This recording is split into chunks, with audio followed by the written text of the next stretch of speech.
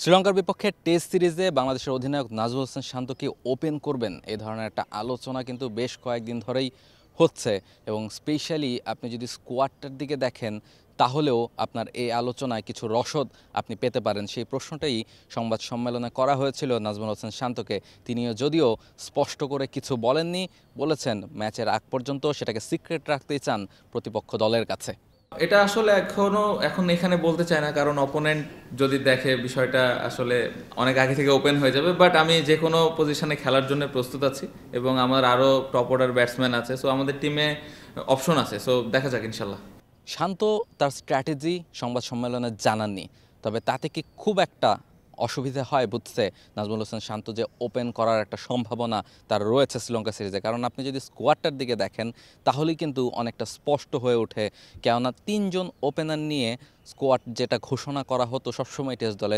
সব মশার বিরুদ্ধে সুরক্ষা দিতে এলো বসুন্ধরা এক্সট্রিম অ্যারোসল, মশার বিরুদ্ধে এক্সট্রিম সুরক্ষা। এবার কিন্তু সেটা করা হয়নি। এবার দুজন ওপেনার এনামুল হক বিজয় এবং সাদমান ইসলাম, তাদের দুজনকে রাখা হয়েছে, সাথে নাজমুল হোসেন শান্ত তিনি রয়েছেন। অর্থাৎ ব্যাকআপ কোনো ওপেনার নেই। যদি দুজন ওপেনার আপনি চিন্তা করেন, তার মানে নাজমুল হোসেন শান্ত নিশ্চয়ই এমন একটা প্ল্যানিং করছেন বা টিমের হয়তো বা এমন একটা প্ল্যানিং আছে যে তিনি ওপেন করতে পারেন। সেক্ষেত্রে সাদমান এবং বিজয়ের কাছ থেকে যে কোনো একজনকে নেওয়া হতে পারে। এবং এই সিদ্ধান্তে কেন আসতে হলো সেটাও বোধহয় খুব জরুরি, কেননা এই সিদ্ধান্তে আসতে অনেকগুলো কঠিন ধাপ বাংলাদেশ দলকে পার করে আসতে হচ্ছে। বাংলাদেশে যে দুজন ওপেনার ছিলেন জয়, জাকির, সাদমান, তিনজনকেই কিন্তু বারবার ট্রাই করে দেখানো হয়েছে, কিন্তু তিনজনের কেউই সেভাবে ইন্টারন্যাশনাল ক্রিকেটে পারফর্ম করতে পারেননি।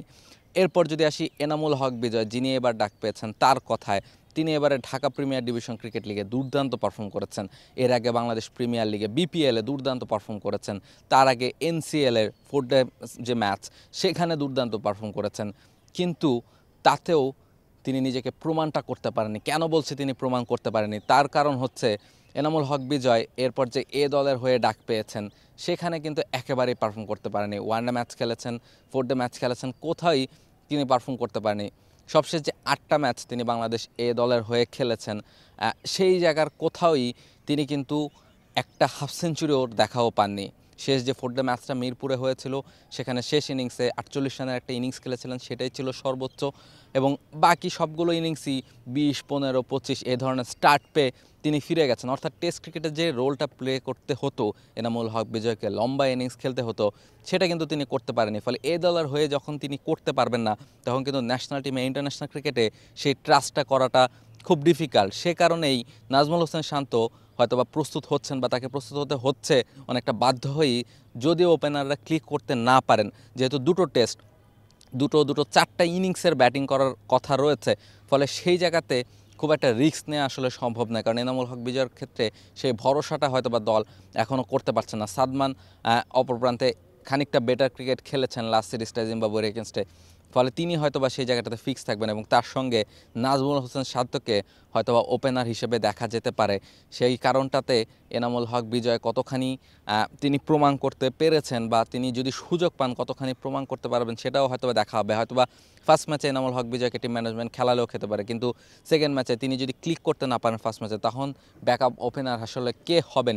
সেক্ষেত্রেই হয়তোবা নাজমুল হোসেন শান্ত ওপেনার হিসেবে নিজেকে প্রস্তুত রাখছেন, মেন্টালি প্রিপেয়ার্ড হচ্ছেন। যদি দলের প্রয়োজন হয় তিনি হয়তোবা ওপেন করতে পারবেন, ওপেন করতে চাইবেন, কিংবা তাকে ওপেন করতে হবে সেটা বললে বোধহয় বেশি ভালো হয়। মিরপুর শেরেবাংলা জাতীয় ক্রিকেট স্টেডিয়াম থেকে রাহুল রায়, T Sports. For more updates, subscribe to our YouTube channel and click on the bell icon. Follow us on Facebook and Instagram.